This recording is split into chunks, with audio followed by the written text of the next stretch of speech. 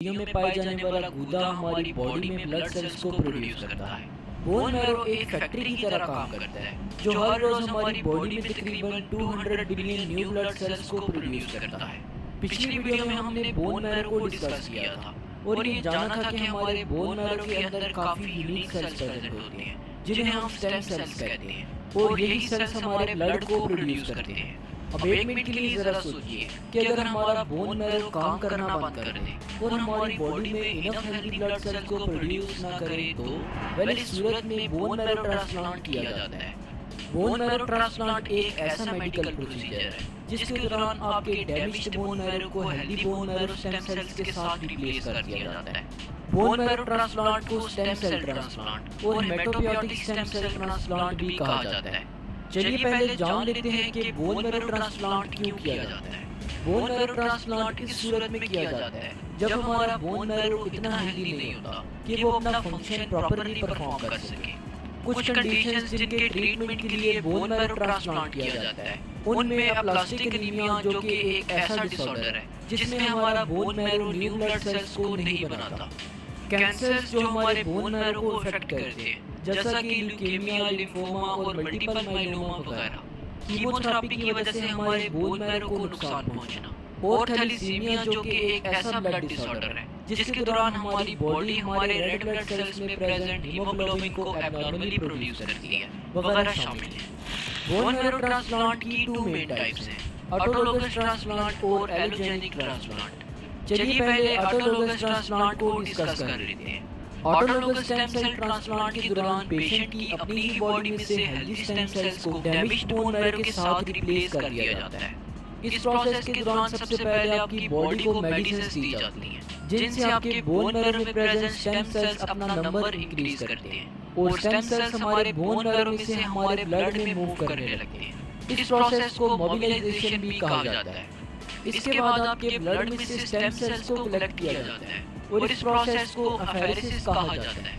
इस प्रोसेस के दौरान आपकी दोनों आर्म्स की वेन में कैनुला इंसर्ट किया जाता है और फिर आपकी एक आर्म में से ब्लड को लेकर के एक मशीन में से पास करवाया जाता है जो कि आपके ब्लड में से स्टेम सेल्स को सेपरेट करती है और रिमेनिंग ब्लड को आपकी दूसरी आर्म से आपकी बॉडी में इंसर्ट कर दिया जाता है। अब स्टेम सेल्स को कलेक्ट कर लेने के बाद इन्हें प्रिजर्व कर लिया जाता है और आपके स्टेम सेल्स को फ्रोजन फॉर्म में स्टोर कर लिया जाता है। इसके बाद नेक्स्ट स्टेज में आपकी बॉडी को हाई डोज कीमोथेरेपी या फिर रेडिएशन थेरेपी से ट्रीट करके आपकी बॉडी में से कैंसर सेल्स को किल किया जाता है। कैंसर सेल्स को किल कर लेने के बाद नेक्स्ट स्टेज में आपकी बॉडी से कलेक्ट किए जाने वाले स्टेम सेल्स को वापस आपके ब्लड में इन्फ्यूज कर दिया जाता है। स्टेम सेल्स हमारे बोन मैरो तक ट्रैवल करते हैं और हमारे बोन मैरो में दोबारा से न्यू ब्लड सेल्स को क्रिएट करना शुरू कर देते हैं। चलिए आप बोन मैरो ट्रांसप्लांट की दूसरी मेन टाइप एलोजेनिक ट्रांसप्लांट को डिस्कस कर लेते हैं। एलोजेनिक स्टेम सेल ट्रांसप्लांट के दौरान किसी दूसरे पर्सन यानी कि डोनर की बॉडी से हेल्दी स्टेम सेल्स को निकालकर रेसिपिएंट के डैमेज स्टेम सेल्स के साथ रिप्लेस कर दिया जाता है। इस प्रोसेस में सबसे पहले डोनर को फाइंड आउट किया जाता है। डोनर अक्सर भाई बहन या फिर कोई रिलेटिव हो सकता है। एलोजेनिक ट्रांसप्लांट के सक्सेसफुल होने के लिए डोनर और रेसिपिएंट के ह्यूमन ल्यूकोसाइट एंटीजेंस का मैच होना बहुत जरूरी है। हमारी बॉडी में 6 ह्यूमन ल्यूकोसाइट एंटीजेंस प्रेजेंट होते हैं। ह्यूमन ल्यूकोसाइट एंटीजेंस हमारे व्हाइट ब्लड सेल्स के सरफेस पर प्रेजेंट होते हैं जो हमारी बॉडी में इम्यून रिस्पांस को प्रोड्यूस करते हैं। डोनर और रेसिपिएंट के जितने ज्यादा ह्यूमन ल्यूकोसाइट एंटीजेंस मैच करते जाते हैं उतने ज्यादा ट्रांसप्लांट के सक्सेसफुल होने के चांसेस बढ़ते जाते हैं। इसके बाद नेक्स्ट स्टेज में डॉक्टर्स डोनर के ब्लड या बोन मैरो में से स्टेम सेल्स को कलेक्ट करते हैं। ब्लड में से डॉक्टर्स एफरेसिस के जरिए से स्टेम सेल्स को कलेक्ट करते हैं जिसे हम ऑटोलोगस ट्रांसप्लांट में डिस्कस कर चुके हैं। अगर स्टेम सेल को बोन मैरो से कलेक्ट किया जाए तो इस प्रोसीजर को बोन मैरो हार्वेस्ट कहा जाता है। इस दौरान डॉक्टर्स डोनर की हिप बोन या स्टर्नम में से नीडल के जरिए से स्टेम सेल्स को कलेक्ट करते हैं। डोनर को जनरल एनेस्थीसिया में रखा जाता है जिससे कि इसको पेन फील नहीं होता। स्टेम सेल्स को कलेक्ट करने के बाद रेसिपिएंट की बॉडी को हाई डोज कीमोथेरेपी या रेडिएशन थेरेपी से ट्रीट किया जाता है ताकि इसकी बॉडी से कैंसर सेल्स को किल किया जा सके।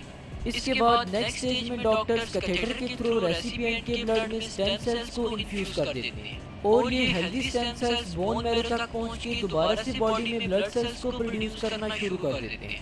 तो होप सो आज की इस वीडियो से आपको कुछ ना कुछ जरूर नया जानने को मिला होगा। तो आज